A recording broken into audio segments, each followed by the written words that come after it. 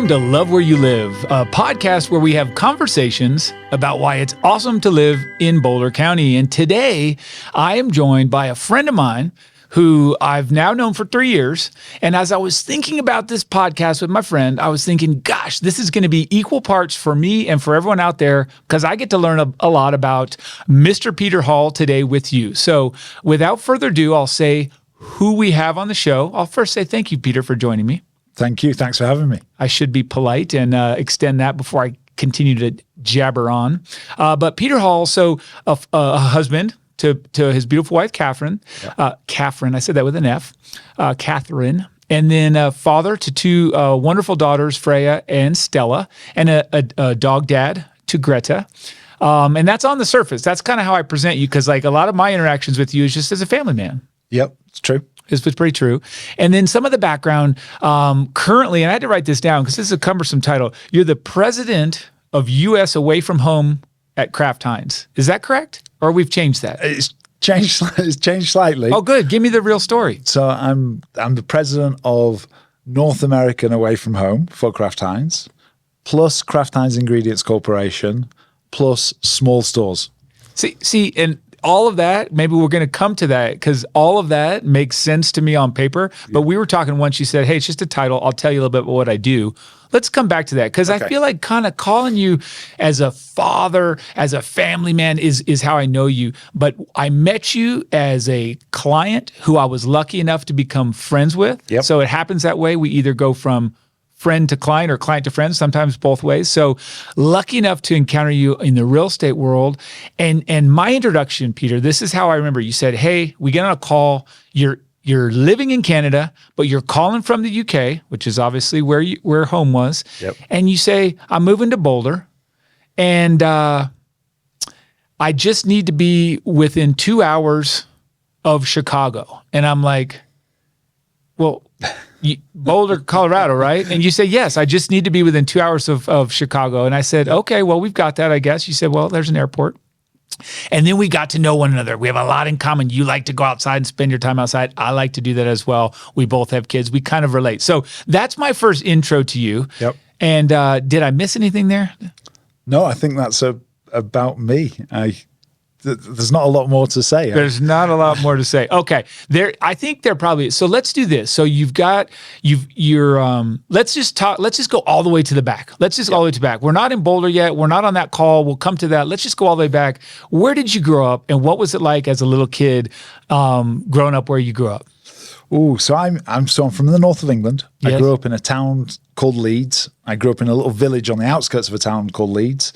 And Leeds is a working class town. It's an industrial town. It was very wealthy once upon a time. Industry, wool.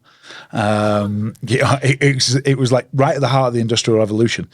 And like a lot of those northern towns in England that were industrial, when industry leaves, it becomes a good working class town and there's not a lot left. And Gotcha. People work hard and enjoy their football/soccer and enjoy going for a beer and a drink. And my life was in a little village surrounded by farms.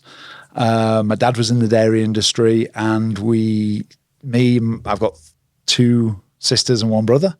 And we spent our time outside annoying the farmers,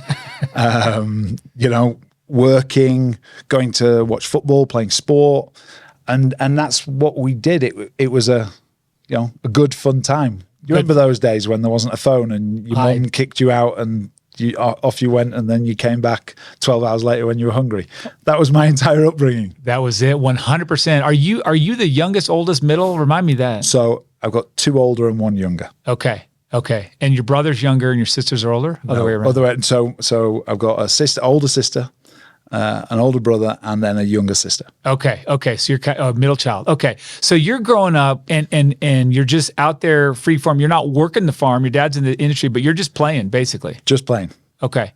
You've got a knife. I grew up with a knife and sharpening sticks and doing dumb things that kids did in the 80s. Understood. Okay, understood. And so and again, I'm playing along with some of the stuff I already know too. So you had to eventually maybe find some sport, something that drew you maybe towards a different, more structured path. Yeah. So I played sport all the time. But in England, football is the game. And unfortunately, I realized very early on that my feet were not meant to be kicking a ball around. They were meant for other things. And they were actually meant for stamping on people. So it was my game was rugby. So I fell in love with rugby at a young age. And we were in a stage with rugby where all the talk was it was going to become professional. Right. Because it was amateur. It was purely amateur. Okay. And, it's going to become professional. And as I'm 15, it's starting to become professional. And then I was like, okay, I'm going to be a rugby player. That was everything. That's where I spent all my time. That's where I spent my energy. In the gym, lifting weights, eating as much food as I could humanly get down with to try and get bigger. Nice. That's what I did. But rugby was the sort of focus point for me. It wasn't going to school. It wasn't reading books. It was none of that. It was rugby. It was rugby. And stomping on people. And I was really good at it. Yes.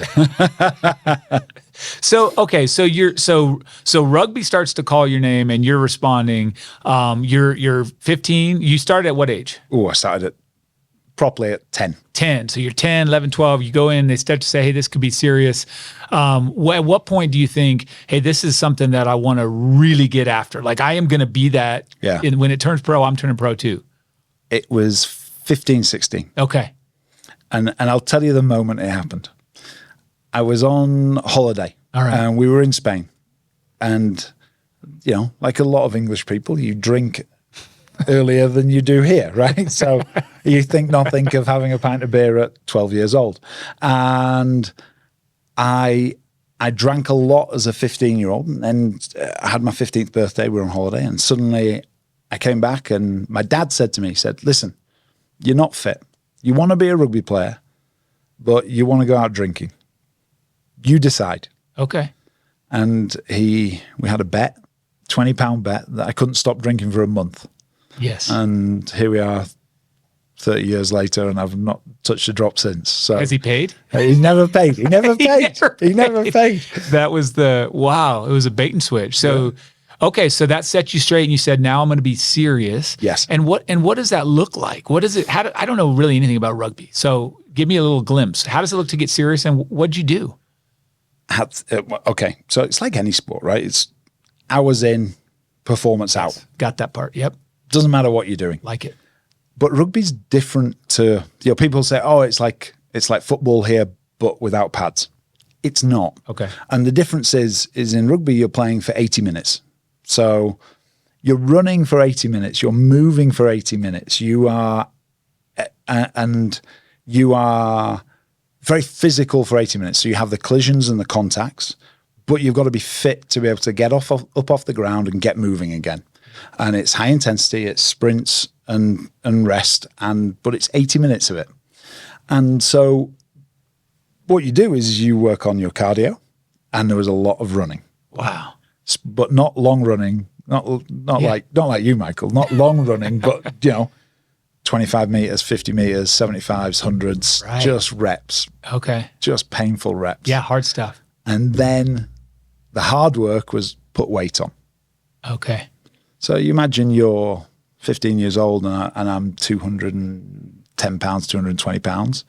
Wow. And then I'm like, right, well, I've got to be 275 pounds, 290 pounds. How am I going to go and do that without putting on a load of body fat and still being able to run for 80 minutes? Yeah, that's a challenge. That's different. That's hard. So your focus at that point is get fit, get strong, lift weights, keep your mobility, eat. Wow. So okay. that was it. That was what I did. Dang. Okay. Eat, train, and train some more, and sleep. And you're getting there. You're starting to see results. You're starting to make some teams. How's that look on a local, regional, state level? Yeah, so you play country? you play strange words in England, but you play basically what would be the equivalent of state. So you have your city, then you have your state, then you have the north of England, then you have England. What's it called? What do they call it over there? It's not states and cities. Counties. Counties. We have those. Okay. Counties. So your county, you're competing town or city, town, county, the north of England, then England. That's how it goes. And you went all the way through that. Are you feeling like, man, I'm better than all the kids in my town? Oh, yes. I'm better than the county now. I can see this going somewhere. Yes. Okay. And suddenly you're at a point where you're like, oh, I think I'm quite good at this. Like it. This is good. And so that's the beginning. You're growing. You're 15, 16, 17. You're 275 pounds. Yeah. I'm just thinking I was, wow, you have twice my weight. No, not quite. But so now as you go into it, what's the highest level you get? What's the sustained? Because I feel like I remember you playing for quite a while. I did. I played, but so I left school at 17 and then I signed and went and played rugby for 2 years, and I was professional and dedicated, and that's all I did every single day. But there came a point in that period, and I was playing a very good level, very high league. The team that I was in was playing at the top league, the top division. Gotcha. And it was great. But there came a point where I looked around and some of my friends were getting big sponsorship deals. Okay. And we're playing full internationals, not age group stuff. We're then going and playing full internationals. And we're winning World Cups and we're in the World Cup squad and all of these things. And you look around and you're like, hang on a second. What about me? Right. And that was probably the first moment in life where I realized I'm not quite as good as I think I am. Gotcha.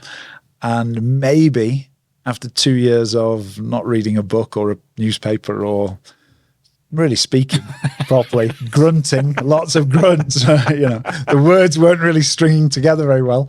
I decided that it was time to stop and to go back to university, get a degree, and work out what the hell I was going to do other than get bigger. Then get bigger. Okay, that makes great sense, and kudos to you now, looking back, that you made that decision, because I think a lot of athletes that get to that level, they don't see that, and they just keep pushing along, and they get nowhere.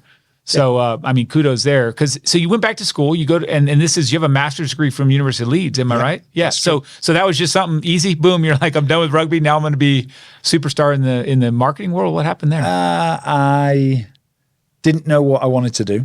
Okay. And so I went and got a business degree, and then I went and got a marketing master's. Okay. And I still didn't know what I wanted to do. I was still playing semi-professional rugby at this point. Okay. And so, when I stopped playing pro, you didn't stop playing. I didn't stop playing. I was still playing every week, training 2-3 times a week, going to the gym, all of those good things. Yeah. And I was focused on being the best that I could be at that level, 2 days a week. Yeah. And I was like, I've got to go get a job and, I've got to work that out. And I sort of fell into marketing and fell into sales. And that was how it progressed. It wasn't a conscious choice. It was I don't know what else to do. Okay. Yeah. That's general enough that it's not going to hurt me. For sure. And you had there must have been a natural ability in that area, in the business marketing world. I mean, you're excellent at what you do now. You had to have some sort of inkling, or no? Would you say? Not at that point. Not at that point? No. Okay. So you developed that. All right. Not that point. I honestly had no idea. Again, I'm going to step back and just say, because the cool thing for me is, like, I intersect with you later in life. You're a top level and you're a pro athlete. You're a rugby player. And then now you're a high level executive, to be fair, at a large company that's international, that everybody knows Heinz ketchup or Kraft mac and cheese, if you just name two. And you're at the top of North America. Yep. There's something I'm missing. You just got really good, or did you commit that same work ethic? What do you think got you to where you are now? Just listen. I think I say this to my team all the time. Timing is everything. Okay. You've got to be in the right place at the right time. Okay. And then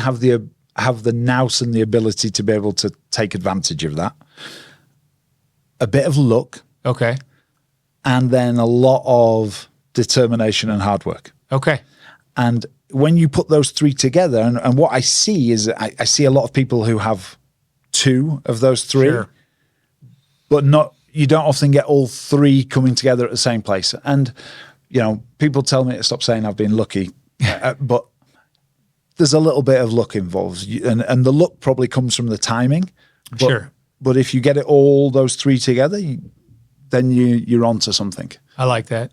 I mean, this is something I love about you, Peter, is there's a level of humility, but really complemented with that confidence. I mean, you're a confident individual, you know you're capable. That's great. And that's just a compliment. So, all right, I'm going to kind of wind it forward. So now let's say you're at Kraft. Yep. You're at Heinz. Do we say Kraft or Heinz? Kraft. Well, I joined Heinz. Okay. In the UK, it's Heinz. Okay, okay. Kraft. Everybody's like, well, what's Okay. Kraft? Yeah. All right. Well, you know, you guys probably have better macaroni and cheese, maybe. I don't know. What is it? Because I love it. My kids, they can't eat enough of it. Maybe something. Let's cut to the chase here. Yeah. When I find you, you're in Canada. Yeah. All right. So talk to us about, you're in Canada. We want to bring you to Boulder County. So how did you go from Canada? You're in Toronto. Yes. You're from the north of England. And now here we are sitting in Boulder, Colorado. So what happened? Very quick plotted story is we're in Leeds, Catherine and I. We met at work. Okay. And the company we were working for, Procter & Gamble, were like, hey, we want you to come to London. And we were like, well, we'll give it a try. Okay. We'll go for 2 years. Because who wants to live in London? Nobody. We're like, let's go to London. So 2 years later, we're in London. We're like, well, we're never leaving London. London's amazing. This is the best thing ever. We bought a house, got married, had kids there. Sure, life is good. Life is amazing. And then one day I'm on a beach in Ibiza and I get a phone call from the CEO and he says, hey, I want you to come to Canada. Okay. And I didn't ask Catherine. I said yes straight away. I said, I'm in. Let's do it. And he was like, you better check with your wife. And I was like, it should be fine, but I'll say yes and I'll go check with her. And I was like, hey, Catherine, we're going to go to Canada. She was like, okay. So after much debate, we ended up in Toronto, and amazing city. For those of you who've never been, Toronto's an amazing city, great food, great culture, multicultural, a lot like London. It was an easy transition. Yeah. Queen was on the money, made life easy. There you go. And then after 4 years there, I got the opportunity to come and do this job and run the away from home business down here. But they said, hey, you can move into the U.S., but am I wrong? Did you say I have to be within a couple hours of Chicago, right? Well, they're thinking like a drive. Yeah, they were thinking a drive. Okay. They were thinking a drive. They were like, come down. I was like, I don't want to be in Chicago. I think they thought I wanted to stay in Toronto. Sure. Catherine and myself we were done with the cold and the no sun and the lake temperatures and all of those stuff. And we were like, okay, so where do we want to be? And it's the first time in my life I've actually asked that question, where do I want to be, not versus where do I have to be? That's it. And, you know, because you grow up, what's the stat? 85% of people live within half an hour of where they were born in the world. I believe it. And, you know, we both were born in Leeds and lived in Leeds, and we were like, right, well, we're Leeds. Oh, no, we're now London. Now we're Toronto. Now where do we actually want to be? That's cool. So we sat down and we wrote a list. What do we want? Mountains, skiing, Freya like climbing at the time, sunshine, need to be near an airport. Wow. Lower taxes. Yes. You know, direct flight from the UK. Okay. Criteria. Good for you. We wrote down our list. And then we were like, right, what are my options? We were like, well, there's maybe Vermont. There's Colorado. Mm-hmm. There's Utah. All right. Utah was too far. Right. Gotcha. Too far to work. Yeah. West of the Rockies doesn't work. Doesn't work. Burlington Airport's a disaster. Gotcha. So we sort of settled in Colorado. Okay. And Catherine hates me telling this story, but then one day, tell it anyway. I'm going to tell it anyway. Tell everybody. It's great. One day I watched a YouTube video, and I was just on YouTube, sat in Toronto, and looking at stuff in Colorado, and this trail runner came up, and I can't even tell you who it was. But shame, yeah. Somebody running around all the trails here in Boulder. Beautiful. And I said to Catherine, I found the place. That's it. Here we go. This is the place. And we chose here off a YouTube video. I think that's fantastic. Of a runner. Well, you know what? There are worse things There are that worse move people things. places. Okay. Yeah. So all right. That's when you come down here 3 years ago, 2021. Yeah. Get the call. I want to look at property. I want to move here. You move here. Now here's the big question. YouTube and the trail runner. Yeah. And all those things you described that were on your list. Yeah. When you got here. Yeah. Was it like, sweet, we hit the jackpot, this is what we wanted? Or were you disappointed or somewhere in between? What was the reaction? I'll tell you because we'd never been, we didn't know anybody who'd ever been, we didn't know anybody who'd ever been on holiday here. We knew nothing. Nothing. Like, right. Nothing.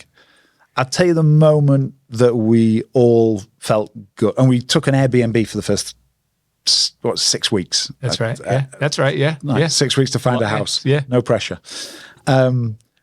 When you're on the 36 and you come over the ridge. Yes. And we'd landed, we'd all had jet lag. We got up at 4 o'clock.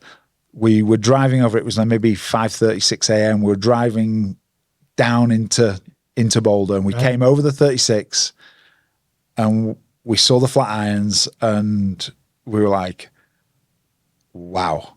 Right. This is home. Oh, amazing. God, this is amazing. And all four of you had that reaction. Everybody's taken. All of us. That's wonderful. All of us. Beautiful. Davidson Mesa. It's a money shot. It's amazing. It is. It's beautiful. And you guys were July, so it's beautiful. It's green. It's lush. It was July. And the sun was coming up, and it was just fantastic. Gorgeous. Okay. And then, all right, that's wonderful. You're here now. You've bought a home. You're rolling around in daily life. The girls from school. Now you're in Boulder County life. You're in the valley. Yeah.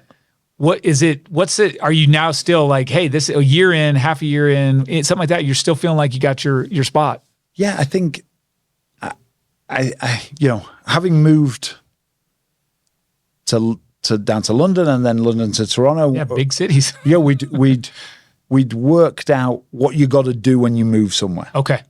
And when you're an expat and you don't know anybody, there's things you've got to do. You've got to work a little bit harder than you do if you're moving in your hometown. For sure.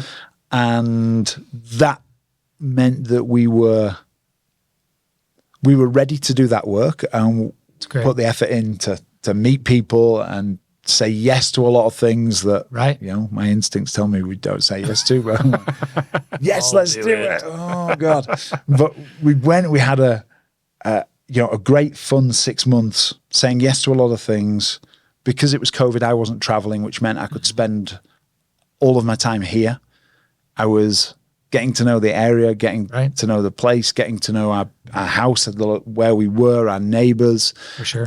And it was, it was a magical first 6 months, first 12 months, really getting to know the town, getting to know a lot of people, making friends, discovering. And that discovery phase really here doesn't stop because there's so much to do. Good point. And you got to keep doing that. But we really enjoyed it.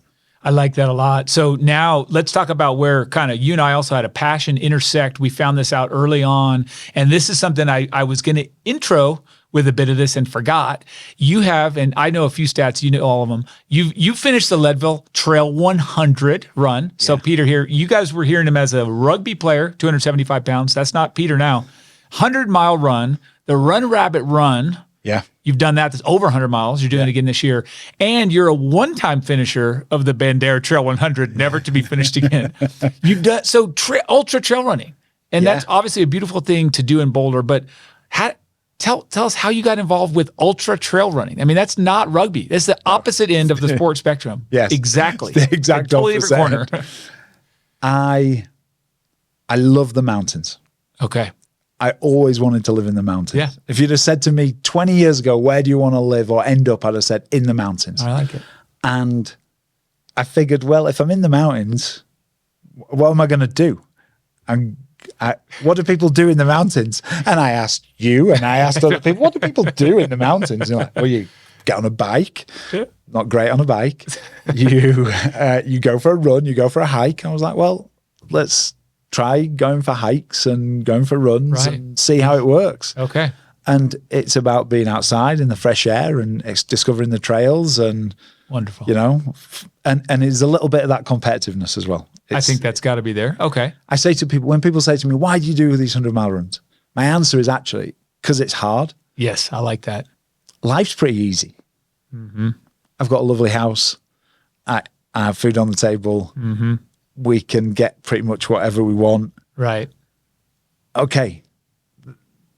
Life's easy. Yeah. Let me do something that's really bloody hard. And because again, you just answered my question, and I'll revisit. You're saying like I want to do some trail running. I want to be in the mountains. Yeah. And that's like a lot of us would do 6 or 8 miles. Yeah. But you did 100 miles. So so it's because of the challenge. Yeah. And to make stuff tough. Yeah. Has it delivered? Yeah. Oh, in spades. In spades. And every time I go out and do a long run, do 20 whatever on a weekend.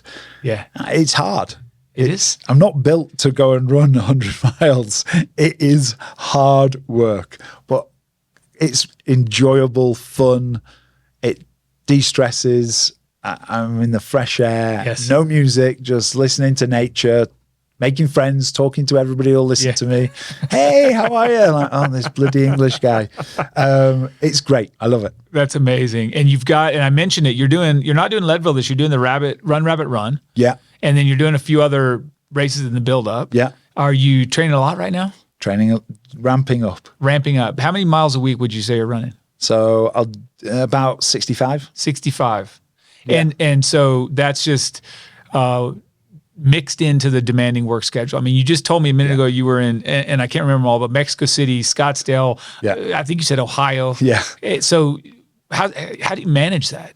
Getting the miles in and getting the work in? This is the bit about it being hard. Yes. Because it's so easy when I'm sat in a hotel to say no, but get up early, go to bed late, doesn't matter. Get your miles in every day. Get it done. Get it done. And this is, I've always seen this as I think that you call it the age group athlete, the working athlete has it way more dialed and way more difficult, I think, than any elite level athlete where you have your life set up around training. Yes. I mean, you're going to bed late and getting up early and doing the miles and traveling, all the stuff that's hard. So kudos again. We should talk about Mexico. Before we do, let's talk about, because some things you're like, oh, I can't control it all. All right. You're in Boulder. Let's have some fun here too with what if you were just going to tell someone you're moving here from anywhere, what's some stuff you wish you knew, or what's a tip you would share with someone about moving to Boulder County? Firstly, universally, the people I've met here have been fantastic. Okay, that's good to know. I think people who are here, who have moved here, or people who have always lived here, are like kindred spirits. I like that. They like the place. They like what it stands for. They like the fact it's outside and it's nature and it's clean and it's beautiful, and that's nice to be around. Sure. I also would say to people that I hear a lot of people complain about the food here. It makes me smile. Is that right? Yeah, I hear a lot of people like, the food's not great. Boulder's got amazing food, amazing restaurants, and probably one of the biggest food agencies in the world is here in Boulder. Is that right?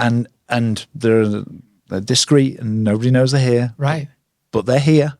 And that tells you that food culture is very much alive in this place. And those are people that are saying that are people that visit Boulder and they say, I don't like the food, or they live here and they say they don't like the food. I'm just curious. They live here and they're like, the food's better in Denver, and you're like, is it? Wow. Okay. And that's great to hear. I mean, and segueing to that, if you were going to tell some of those people, have you tried? What would be sort of maybe a daily place you might suggest, or a fancy place, or a couple? Where should these guys go to get that point that it's great? Or have you tried Mateo? I have, and I agree with you. So that's one you put on top of the list, Mateo. I'd like Mateo. If you want to go and really splash out, you say, have you tried Frasca? Right. And you go and have amazing Italian food. Experience. Okay. Yeah. And I agree. Those are two wonderful restaurants. I've been there with you to each of those. let's branch out to, is there a favorite lunch spot that you have? Is there a favorite breakfast spot that maybe you're thinking of or you would like to invite me to this weekend? Well, I've invited you. Let's go to Tangerine and Tangerine. Because they've got great ketchup now. So it's good. That's a good point. That's a very good We're on point. board. Yes. I select where I go by ketchup. You know that. I do. So no, that's a good, all right. Let's talk. So food, I agree with you. Those are good spots. And then if we come in and say, I know you're not a coffee drinker, so we'll kind of bypass where you got for coffee, but what about your favorite in all of the area you've seen so far? Where's your favorite place to hike with the family, run on your own, take the dog out for a run? What's a favorite outdoor space here that you've experienced so far? I'm very lucky where I live that we've got the Benjamin Loop and Batasso Trail right by. And I just think that it's got I love that trail. 8 miles, 2 small loops. It's great for hiking with the kids. It's because you can do a 4-mile loop. That's correct. The dog loves it. Yes. A couple of streams. I love running on it. You can push yourself. You can take it easy. Great tip. I even got on the bike there. You do. I know. I know. Not on Wednesdays or Saturdays. No, you have to definitely not on Wednesdays or Saturdays. Okay, good. So Benjamin Loop, and again, folks that haven't seen that yet, Peter lives up 4 Mile Canyon, so you can get to the Benjamin Loop off the 4 Mile Canyon main road, or you can come to Batasso up the canyon, up Sugarloaf, and then you'll tee right in there. Super accessible, but I think those are great tips. I love those trails as well. Yes. So that's it as far as if you were going to, okay, this is another one that kind of ties into that. Now, it could be just anything, but if you were going to say, I have the weekend off and I'm going to take maybe my 3 girls or maybe not, what's a perfect Boulder County experience for you? Day, Saturday, Sunday, just how's it look start to finish? How would you craft that? Depends when what I did there? Depends when it is in the year. Okay. But and I love skiing. Yes. And the girls love skiing. That's great. And I love nothing more than a weekend, drive up to Eldora, ski with friends. Yes. We all potter around, stop, eat something high in saturated fat and inappropriate to eat at 11 o'clock on a Saturday. Yes. And then, finish by 1:30, 2 o'clock. And that to me is it's a great day. That's a great day. I love that. I mean, that's what you came here for, that outdoor experience, that mountain experience. And it's so accessible. So accessible. That's good. And then, okay. So perfect. So that's a winter. What would be, if you can think about it, and the lead in is like, what would be kind of the complimentary summer or warm month day here in Boulder? So if I'm going to talk about being out in Boulder, it could be anywhere. Yeah. Okay. If I'm being very honest, it would be sitting by my pool and being happy, grilling, sitting by the pool and having friends around. That's a good answer. Think of nothing better to do. Yeah. If I was out and about, I love going to the farmer's market. I love going for a run on a Saturday morning. Yes. Finishing at the farmer's market. Okay. Meeting all the family at the farmer's market, having some food, having a bit of lunch, and then pottering home at 2 o'clock in the afternoon. What a wonder. So, we haven't heard that mentioned yet, and it really is a great experience. What a unique Wednesdays and Saturdays, kind of all summer. Yeah. And that Saturday experience is great, fabulous. Right? Fabulous. Saturdays perfect weather, amazing. Good energy, good vibe, all the people out, good food. Sit down on the grass, listen to some music, eat some good food, meet some interesting people. It's great. I love doing that. It's snowing right now, and that literally just made me really want summer to come, thinking about that Saturday farmer's market. What a great, that's a good one. Okay. And then, all right, now we're just going to we're going to wrap it up, because I'm saying, like, you probably, maybe you thought of something else as we're going that we glanced over, and I'll give you a chance to bring that up, maybe not, but all the way from England by way of Canada, you land in Boulder County. You're high-level executive, and again, I'll brag for you. You're a badass at what you do, and you came from sport, and now you throw yourself to the wolves, right? In ultra running. I mean, it's tough training, it's tough competing. Yeah. So when you with that sort of preface, when you hit the I don't want to, or when you're just like it's too much. How do you get through that? Because I'm asking really kind of curiosity and for myself, like all those hard days, how do you just say, know what? I want to do this. I signed up for this. I guess I've always had it in me. And some people have it or they don't, which is when it's hard for everybody. Okay. So if it's snowing out, like today, I've got to go run 10 miles. Yeah. It's snowing outside. I'm going up to Gold Hill. It's snowing. It's going to be cold and wet, and it isn't going to be fun. I'll always think, how many other people are out running today when it's cold and wet? There you go. I like that. There's less. Fewer, yeah. So my competitive spirit then kicks in, and I'm like, that's great. This is where you make the difference. Okay. And that's how I think about it. And that's how I think about the hard work. And it doesn't matter whether it's running or it's at work, or I always think, what would my competitor be doing? What would somebody else be doing? And if then, are they prepared to go to the lengths that I'm prepared to go to get it done? Right. That's brilliant. I like that a lot. Okay. No, that's good. And again, you said it. It's in you. That's who you are. That's your drive. And I think that I sort of that resonates with me. It gets me out there too.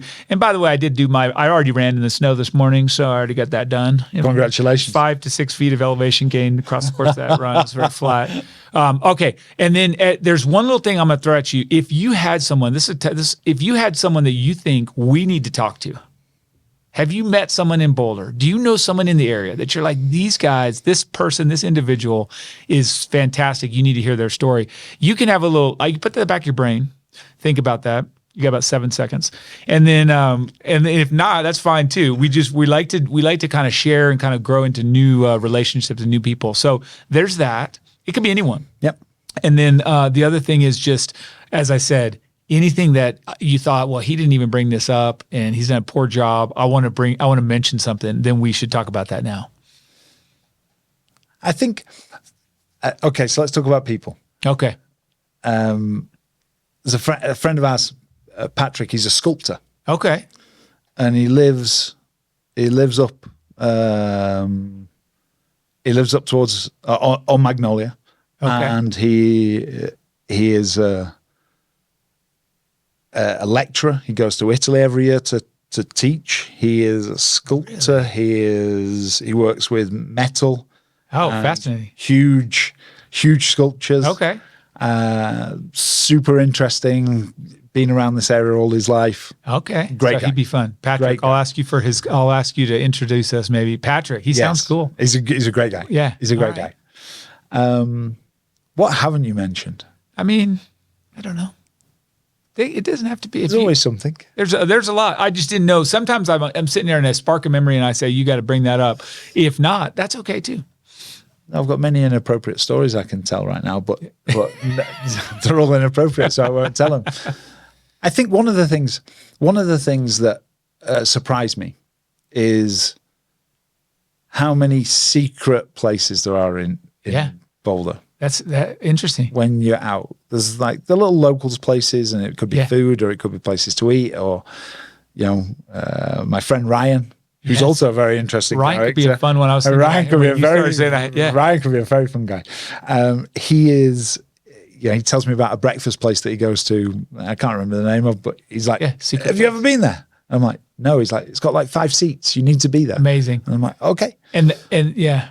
And then the same with trails and running. And yes, I'm lucky. I've got like a little locals trail just a mile from the house, and nobody goes. You're only going to go there if you know it's. So I'm guessing you can't say where that is. I can't say where that is, but it's an amazing trail. Yes. Okay. And that's a cool thing, and that's something that I have on here on my list is, hey, what are some Boulder County secrets or local-only hotspots? It's on my list of questions, and if you have one you want to share, certainly now, but I think you're right. There are, and I've been here, 20-something years, 23 years, and I'm finding stuff for the first time still, a lot of things, and it's either from a recommendation or I just stumble upon it, and I said, I didn't know this existed. Yeah. So that's pretty neat, and we're happy to have you share one, or happy to turn off the record button, and you can tell me offline if that's better. So, but it comes to that bit about curiosity, right? Correct. If we sit here and we're curious and we're interested and we listen and we hunt it, there's stuff out there. That's if you just do the same 5 things every day, I think you're in the wrong place. Yes, for sure. You're not experiencing, and that's it. And I mean, in the end, this is like we said, a conversation about great people and a great place to live, and how we all interact differently with it. And I think we're all trying to expand and grow and learn new things. So 100%. that's what it's all about. 100%. So amazing. Well, you know what? This is, I think, a great time to say thank you for your time. Thanks for sharing your story. Like I said, I didn't know that about the beginning, the early days. Thank you for being here, spending time with us. Thank you for having me. I appreciate it. And I'll give you the unedited version next time. We'll do that. I look forward to it. In the meantime, on this, at the close of this conversation, I'll remind you that prior to our next episode, our next conversation, that you go out there, as always, and do something that you love.